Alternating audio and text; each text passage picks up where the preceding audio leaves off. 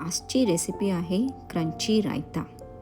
त्यासाठी एका मिक्सिंग बोलमध्ये एक काकडी बारीक चिरून घेतली आहे.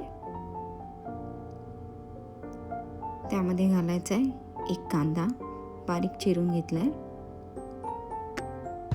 आता 1 टेबलस्पून कोथिंबीर चिरून घेतली आहे. आता हे 1 टेबलस्पून मसाला शेंगदाणे आहेत, मसाला पीनट्स, ह्याने छान क्रंच येतो. आता 1 कप दही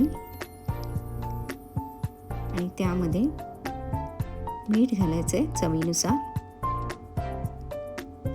आता हे सर्व खूप छान मिक्स करून घ्यायचं.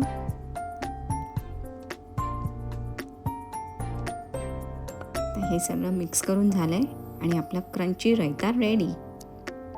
सो असं करून बघा, नक्की सगळ्यांना खूप आवडेल.